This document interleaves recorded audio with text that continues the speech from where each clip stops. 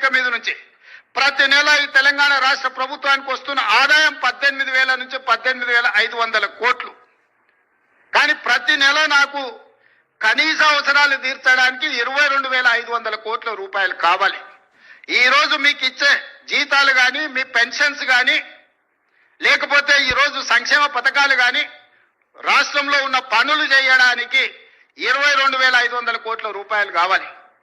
4,000 కోట్ల రూపాయలు ప్రతి నెల ఆదాయం తక్కువ ఉంది. అప్పుడప్పుడు ఆశా వర్కర్లు అంటుంటారు మా జీతం రాలేదని, ఇంకోసారి అంగన్వాడీ వాళ్ళు అంటుంటారు, ఇంకోసారి అవుట్ సోర్సింగ్ వాళ్ళు అంటుంటారు. మా రామకృష్ణారావు గారు, మా బట్టి విక్రమార్క గారు చేస్తున్నది ఏంటంటే ఓ నెల ఈయన కాపీ ఆయనకి ఇస్తుండు, ఒక నెల ఈయన కాపీ ఆయనకి ఇస్తుండు, అడ్జస్ట్మెంట్ బడ్జెట్ పద్మనాభం పనులు చేస్తున్నారు. ఉన్నది 18,500 కోట్లే. 18,500 కోట్లల్లా ఈ రోజు 7,000 కోట్ల రూపాయలు అప్పుకు పోయింది. 5,000 నుంచి 5,500 కోట్ల రూపాయలు మీ జీత భత్యాలకు పోయింది. 13,000 కోట్లు పోయిన తర్వాత నా చేతిలో మిగులుతున్నది 6,000 కోట్లు నికరంగా. ఈ 6,000 కోట్ల పెన్షన్ ఇవ్వాలన్నా, వృద్ధాప్య పెన్షన్ ఇవ్వాలన్నా, రైతు రుణమాఫీ చేయాలన్నా, రైతు భరోసా ఇవ్వాలనా, షాదీ ముబారక్ ఇవ్వాలనా, కళ్యాణ లక్ష్మి ఇవ్వాలనా, ఫీజు రియంబర్స్మెంట్ కట్టాలనా, ఏమేం పథకాలు చేయాలి? ఈ అన్ని పథకాలు చేయాలంటే నాకు 22,000 కోట్ల చిల్లర కావాలి. నన్ను కోసినా కూడా 18,500 కోట్ల రూపాయల కంటే ఎక్కువ ఆదాయం లేదు. ఏం చేస్తారా నన్ను చెప్పురు ఉద్యోగ సంఘాల నాయకులను అడుగుతున్నా, ఏం చేస్తారు? నన్ను కోసుకుంటే తింటారా? వండుకొని తింటారా?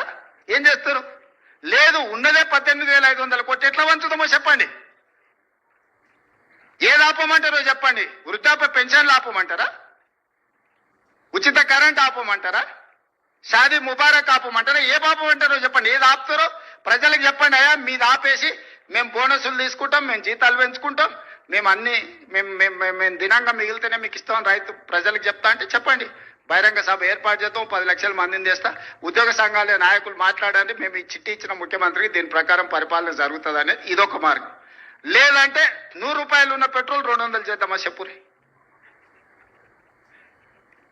30 రూపాయలకి ఇచ్చే బియ్యాన్ని 60 రూపాయలు చేద్దామా చెప్పురి. పప్పు, ఉప్పు, చింతపండు, బెల్లం ధరలు 2 చేద్దామా చెప్పురి. ఏది పెంచుదామో చెప్పుండ్రి. ఎక్కడ ధరలు పెంచుదామో చెప్పుండ్రి. ధరలు పెంచకుండా, ఉన్న పథకాలను ఆపకుండా కొత్త కోరికలు నెరవేరవు. కొత్త కొత్త కోరికలు కోరుకొని మనము నిరసనలో, ధర్నాలో, దీక్షలో, బందో చేస్తే ఉన్న వ్యవస్థ కూడా కుప్పగూలుతుంది. ఉన్నది కుప్పగూల్చుకుంటే ఇంకా మళ్ళా తిరిగి తేరుకోవడానికి కూడా ఇంకేం లేదు. రాష్ట్రం ఆర్థికంగా బాగా లేదు, అప్పు పుడతలేదు, అనా పైసా ఎవడు ఇస్తలేడు. ఎవరినైనా కలవడానికి పోతే బ్యాంకర్లు దొంగలను చూసినట్టు చూస్తున్నారు తెలంగాణ రాష్ట్ర ప్రతినిధులను. ఎవడు ఢిల్లీకి పోతే అపాయింట్మెంట్ కూడా ఇస్తలేడు, వీడు వస్తే చెప్పులు కూడా ఎత్తుకుపోతాడేమో అన్నట్టుగా ఆ పరిస్థితి ఉంది దేశం ముందల. అప్పు పుడితే నేను కూడా ఏదో ఒకటి చేసి తెచ్చిచ్చేటోను, అప్పు పుట్టట్లేదు. ఎవడు బజార్లో నమ్మడం లేదు. స్వీయ నియంత్రణనే దీనికి పరిష్కారము.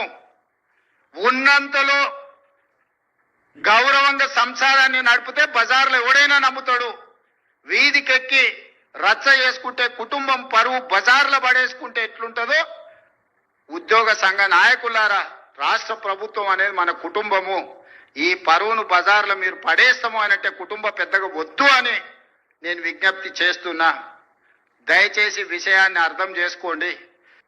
ప్రతి నెల రాష్ట్రంలో జరుగుతున్న కాంట్రాక్టులు, పనులకు బిల్లులు చెల్లించాలంటే 1000 కోట్లు కూడా దొరకడం లేదు. 1000 కోట్లు కూడా రావడం లేదు. 600-700 కోట్ల రూపాయలు ఇచ్చి 10 ఏళ్ల నుంచి అయ్యని రోడ్లు ఊర్లలో ఇవాళ గుంతలు పడ్డాయి. మీరు కష్టపడి కారు కొనుక్కుంటారు, మీరు సైకిల్ మోటార్ కొనుక్కొని ఫ్యామిలీతో పోతుంటే సడన్ గా గుంత వస్తే అందులో పడి కింద పడి కాలు ఇరిగిపోతుంది. ఇవాళ చిన్న చిన్న గ్రామాలకు రోడ్లు వేయాలంటే అనా పైసా లేదు. పాత రోడ్ల మీద డాంబర్ వేద్దామంటే కూడా రూపాయి లేదు. రాష్ట్రం మొత్తం ఆర్థికంగా దెబ్బతిన్నున్నాము. ఒక కుటుంబం విచ్ఛిన్నమైపోయి, చిన్నాభిన్నమైపోయి ఆర్థికంగా పూర్తిగా దివాలా తీస్తే ఎట్లుంటుందో తెలంగాణ రాష్ట్ర ప్రభుత్వం యొక్క ఆర్థిక వ్యవస్థ అట్లనే ఉంది. ఎవరికైనా అనుమానం ఉంటే ఉన్న అన్ని లెక్కలు బహిరంగంగా చెప్తా. నేను మళ్ళీ చెప్తున్నా, నేను కోసినా కూడా ఇంతకంటే 1 రూపాయి ఎక్కువ వెళ్ళదు. బజార్లో ఎవడు నమ్మతలేడు. మొత్తం దివాలా తీసింది. 11% మిత్తికి తెస్తాడే, 3-4%కి రావాల్సిన వాడు ఎవడన్నా 10 రూపాయల మిత్తికి డైలీ ఫైనాన్స్ తెచ్చుకునేటోడు ఉంటాడు చూడు బజార్లో, అంతకంటే ఎక్కువ అధ్వానంగా అప్పులు తెచ్చిపెట్టిండు ఆయన. హ్యాపీగా పోయి ఫామ్ హౌస్లో దుప్పటి కప్పుకొని పండుకు సావునరా మీ సావు అని.